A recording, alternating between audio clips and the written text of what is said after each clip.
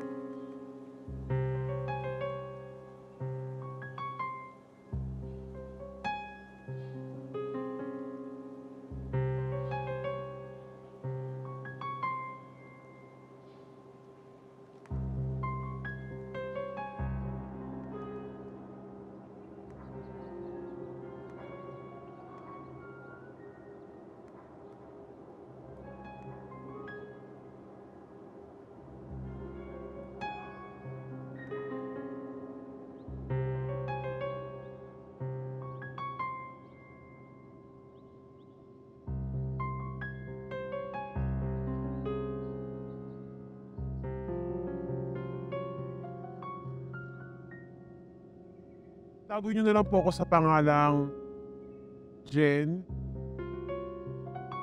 31 years old po ako ngayon. Nung nalaman ko na buntis ako, dun sa panganay ko,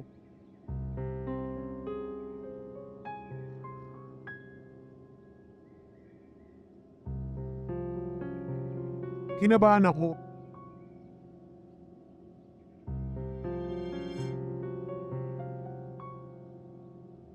Sinikreto ko po siya. Kasi first baby nga po, tsaka parang wala naman po sa plano kong mabuntis dahil nga po medyo bata pa po ako nung time na yon.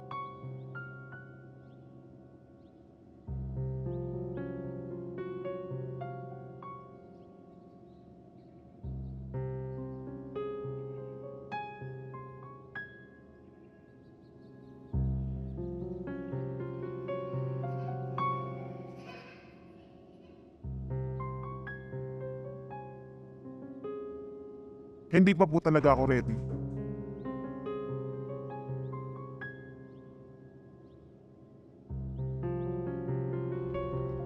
Dahil din po sa tatay po nung pinagbubuntis ko. Hindi po ako masaya kasi nga nung nalaman ko po na mayroon po siyang asawa at mga anak, hindi ko po alam. Huli ko na po nalaman. Yung panganay po, yun po yung nawala po. I mean, na-abort po. Pinabort ko po.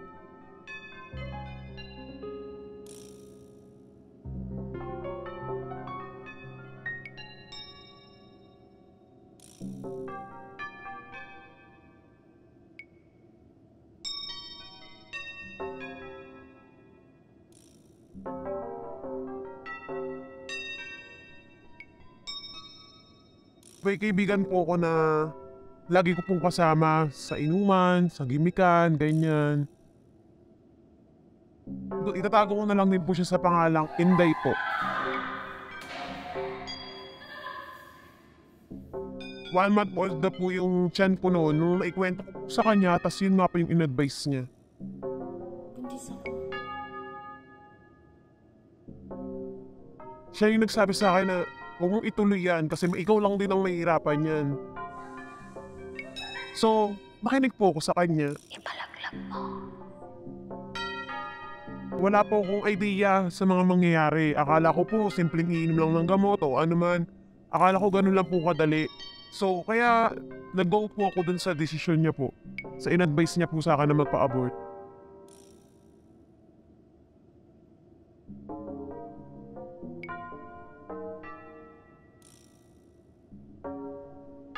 Hanggang 4 months po siyang nasa tiyan ko po. Naging buo na po yung desisyon ko po noon. Noong mga panahon na yun po.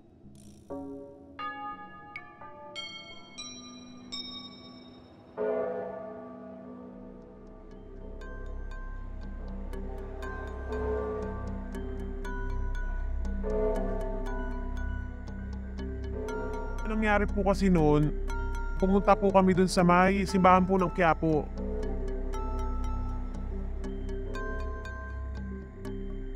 Sumakay kami ng pabaklaran po. Doon na po namin na-meet yung susundo po sa amin. Pero hindi na po siya kasama kasi bawal daw po ang kasama kahit magbayad pa raw po. Kasi sabi ko kahit magbayad sana para may kasama lang ako. Hindi raw po pwede kasi masyado na yatang privacy, ganun po. So ngayon po, may kasabay po ako na isang babae na magpapa-abort din po. Bali, kami na lang po yung nagsabay.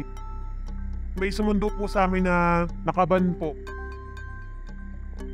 Umakyat po kami rin sa loob ng sasakyan.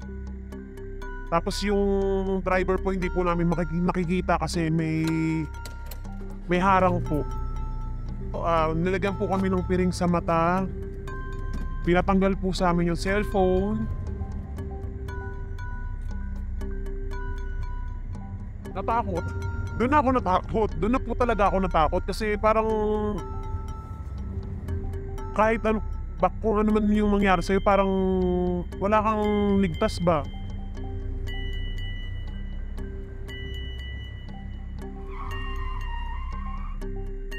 Kasi di mo alam kung saan ka ipupunta eh. Nakarating po kami rin sa clinic na pupuntahan po namin.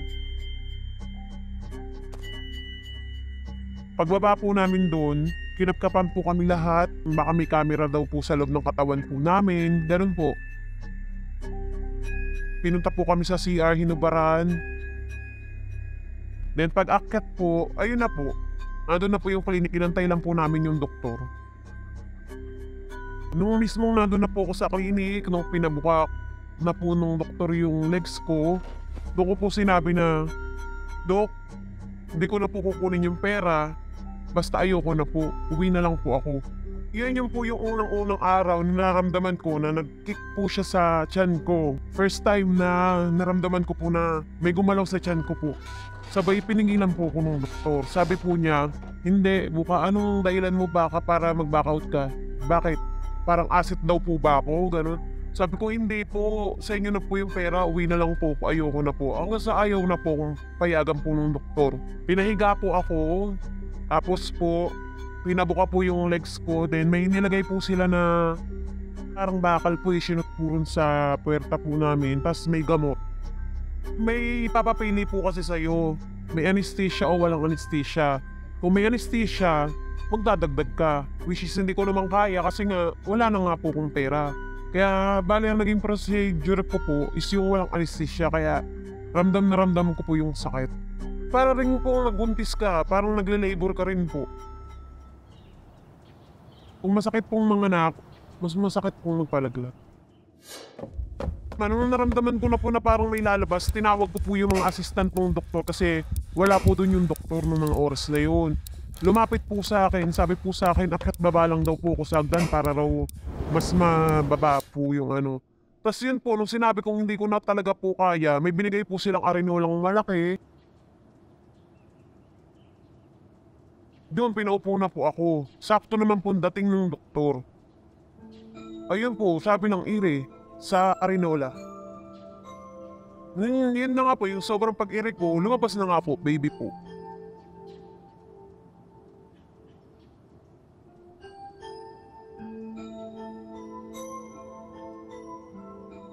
Yung baby, kompleto na po siya, pero yung mga kamay niya parang sa bibi, alam, yung dikit-dikit, wala siyang part, wala siyang hindi kagaya na tahiwa-hiwalay. Yun, parang may laman-laman dito sa mga gilid-gilid, tas ang laki ng ulo, maliit yung katawan.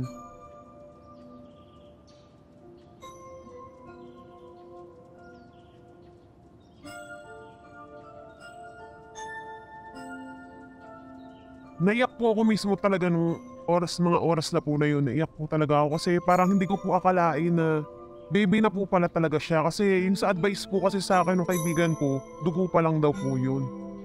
So nung nakita ko, talagang tao na po pala siya. Baby na po talaga.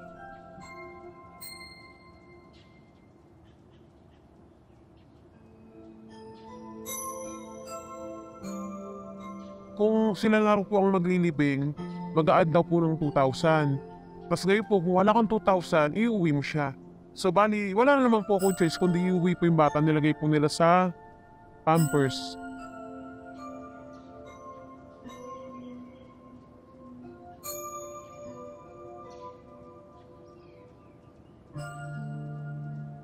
Actually, mukha nga po akong baliw noon kasi umiiyak po ako habang naglalakad ako. Umiiyak ako kasi parang yung baby hawak ko pero patay na. Parang ganun po.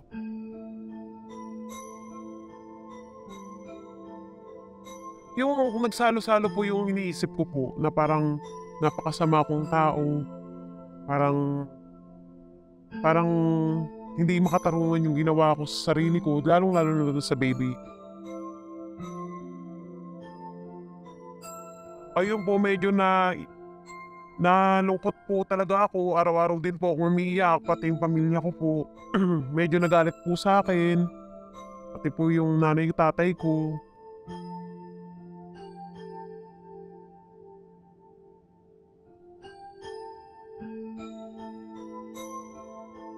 Nagsisi kasi parang isang buhay yung nawala sa kagagawan ko.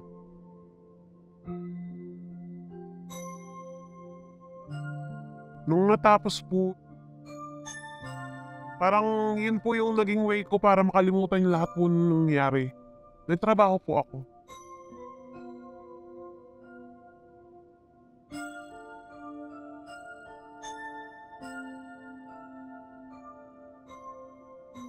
Nagsisisi pa rin po talaga ako. Hanggang ngayon talaga. Kasi parang yun nga, parang sayang buhay na yun. Siguro kung buhay siya, siguro nakakasama ko rin siya ngayon, gaya ng anak ko ngayon.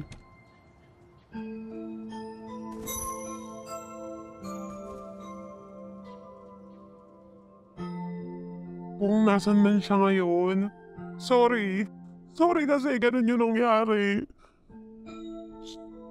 Wala akong kakayahan na buhayin na ng mga panahon na yun. Patawarin niya ako, yun lang. Patawarin niya ako. Ako si Chris Harmondin. Ako yung current Pinsan Coordinator o yung Pinsan na mas kilala sa Philippine Safe Abortion Advocacy Network. Nabuo ang Pinsan kasi nakikita na yung need na to decriminalize abortion sa country kasi nga meron na tayong RPRH law, may nakapaloob na tayo at may mga batas na tayo na sumasaklaw dapat sa sexual and reproductive health and needs ng mga tao, but napag-iiwanan yung pagdating sa usapin ng abortion. Ako si Cha Castaño mula sa Gabriela Women's Party. Ang Gabriela Women's Party kasi siya ang natatanging women's party na may seat sa Congress, hindi lamang sa Pilipinas pero sa buong mundo. Basically, ang nire-represent namin ay yung women's sector. Kinikilala ito bilang pinaka-vulnerableng sektor ng kababaihan, hindi lamang dito sa Pilipinas pero sa iba't ibang bahagi ng mundo. At kasalukuyan, kami ay nagpapasa ng mga panukalang batas na magsusulong ng kagalingan ng kababaihan. Natatakot po ako sa obligasyon. Obligasyon ng pag-aalaga ng bata, ng lahat, pagsuporta sa bata kasi wala pa naman po akong kakayaan ng mga panahon na yun kasi wala naman po akong trabaho ng mga oras na yun, mga panahon po na yun. Siguro nga walang mangyayari sa buhay ko kung itutuloy ko to. Wala naman ako ipapakain, wala akong trabaho, wala ako lahat. Hindi na kasi kayang suportahan eh. At given yung economic condition, political and social conditions natin dito, maiintindihan mo kung bakit humahantong sa ganong pagpapasya yung isang tao. At hindi ito mali. At nararapat na bigyan natin ng pagpapasya or bigyan natin ng choice yung mga tao na magpasya para sa sarili nila. Talamak ito talaga sa mga mahihirap na komunidad dahil sila yung mga hindi nakakatamasa kasi ng maayos na education. Therefore, hindi sila nakakatanggap ng maayos na information hinggil dito. At madalas din, ang mga lumalapit sa amin na mga gusto magpa-abort ay mga rape victims din talaga. Ibig sabihin, wala na kasi silang ibang mapuntahan eh. Hindi sila pwedeng pumunta sa DSWD kasi yung fear ng stigma, lalo na sa mga government agencies. Nagsisi po talaga ako. Nagsisi kasi parang isang buhay yung nawala sa kagagawan ko. Hindi mali ang pagpili sa sarili, di ba? Hindi mali na piliin mo yung sarili mo kasi yun yung pangangailangan mo sa mga panahon na yun. In fact, ang latest data ng Guttmacher Institute, sinasabi niya na 610,000 per year ang unsafe abortions dito sa Pilipinas. And 1,000 dito ay humahantong sa kamatayan. At hiwalay pa yung overwhelming na data at number ng cases na kung saan nakakaranas yung kababaihan ng complications.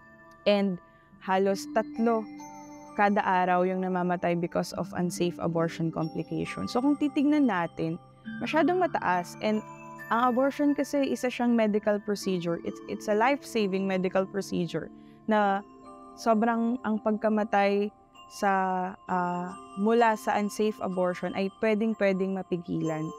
Basta meron tayong safe and legal abortion na maa-access ng mga tao.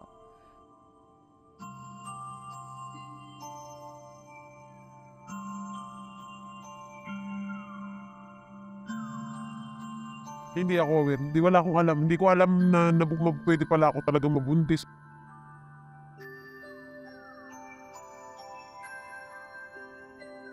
Parang feeling ko kasi parang bata pa ako.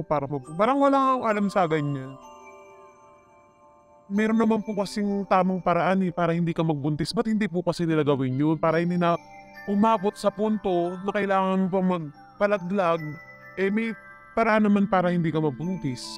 Yung withdrawals, about sa sex, mag-withdrawal, mag-pills, magpa-inject, mag-condom. Ayun po yung mga paraan para hindi na po tayo pumunta sa paraang hindi na kanais-nais.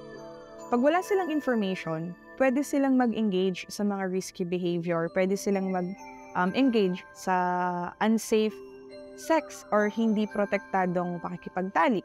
Diba? Na pwedeng mag-result sa pregnancy, na pwedeng mag-result na kapag hindi pala handa, kapag hindi pala pangangailangan, ay pwedeng mag-result sa unsafe abortion. Bago sila magsisi sa huli, gawin na nila yung mga dapat na gawin. Like, yun nga yung sinasabi ko, yung safe sex. Yun lang number 1 po niyan para hindi na po umantong sa mga abortion. Kulang sa information, kulang sa commodity, and kulang sa services. Yung mga kakulangan ng mga pagtugon sa pangangailangan natin ng SRHR ay nakaka-contribute talaga sa pagtaas ng kaso ng unsafe abortion sa Philippines. I think it all boils down doon sa implementation ng RH law. Kasi kahit pa merong sex education, marami pa rin sa mga kabataan ang hindi aware. Kasi makita natin ito sa datos. Kasi mataas pa rin ang teenage pregnancies. Marami pa rin mga kabataan, kababaihan na hindi nakaka-access sa family planning na enshrine doon sa RH law. Parang para sa akin, mas maganda tinuturo na ba sa school yun? Kasi hindi ako nag-aral eh. Hanggang 3rd year high school lang ako. Parang mas maganda ituro. Para at least may kaalaman yung mga bata na about sa sex.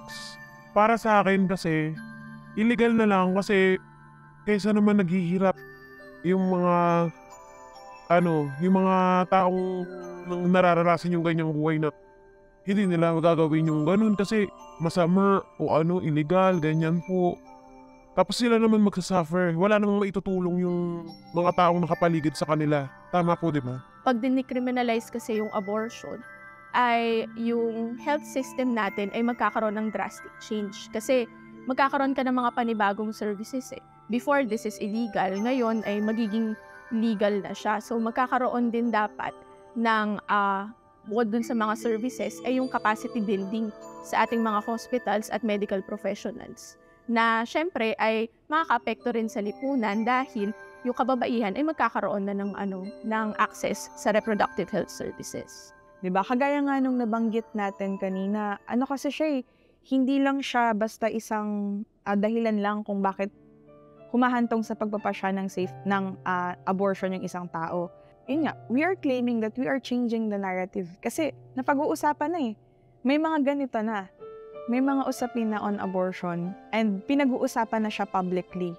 Ang mas kailangan siguro nating habulin ay yung mapag-usapan siya on a daily basis na ma-normalize yung usapin ng abortion, na abortion is a healthcare and abortion is a life-saving medical treatment na sana ay matamasa natin sa mga susunod na taon lalo na kapag i-file at naipasa na yung decriminalization of induced abortion. Supportive kami doon sa decriminalization kasi hindi dapat dinidiscriminate kumbaga yung ating mga health workers sa pagbibigay ng ganitong services. Lalo na yung mga poor urban communities, may mga ganito ng practice at ginagawa siya sa hindi safe na settings, kaya nagkakaroon din talaga ng mga complications. Maraming criticisms, especially from religious groups and other conservative organizations. Kasi sa pagtingin nila, ang abortion ay isang immoral na gawain at maaaring magkaroon ng impact sa ating society. Tapos yung isa sa mga narinig kong storya mula sa community na sobrang naantig ako, kasi kaya silang nag-iiwan doon, kasi inaalay nila yun sa Diyos. Na parang sinasabi na nila na gabayan nyo, eto, sana mapatawad nyo ako sa ginawa ko. And it's always rooted for care. Kasi yung lagi nilang sinasabi na selfish yung isang tao kapag nagawa siya ng abortion. Hindi Kasi never magiging selfish ang pagpili sa sarili. Hindi siya masama. Hindi siya kasalanan sa Diyos. Kasi ako personally, naniniwala ako na ang Diyos ko ay mapagpatawad. Diba?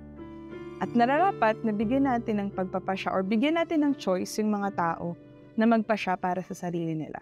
Kung yung tao kung saan sila mas makakahinga or mas madadalian, doon na lang sila. Kasi, di ba po, parang dali lang ng buhay.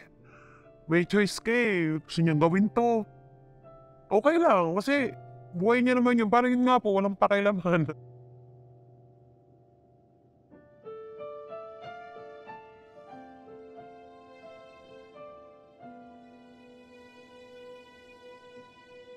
Pangarap namin na makuha natin lahat yung dapat sa atin. Nang walang halong diskriminasyon, walang halong paghuhusga.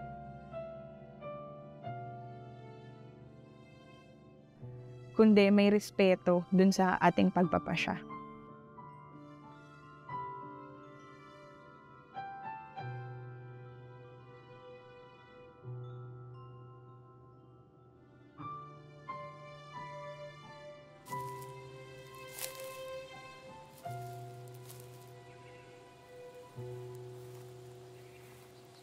Kailan kami titigil? Hindi kami titigil. Hindi kami titigil hanggat hindi na de-decriminalize yung abortion. Parati nating piliin maging mabuti. Mabuti sa kapwa. Intindihin natin yung kalagayan ng ibang tao. Kasi hindi natin alam kung ano yung pinagdadaanan ng tao na yon.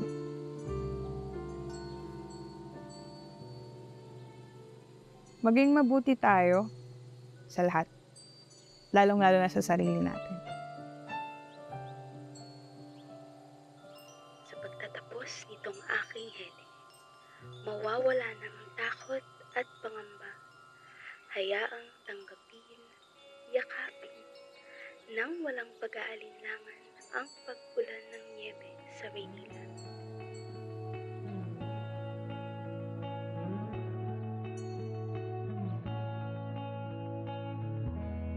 Masisilayan mo pa ba ang tanglaw ng araw?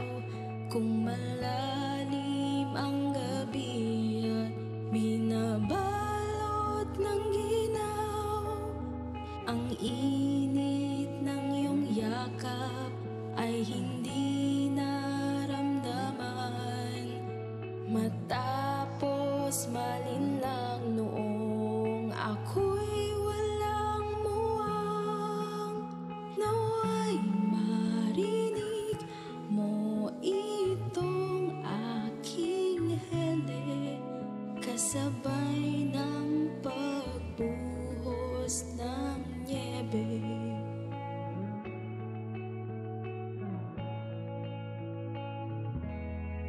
Sa iyong pagsilang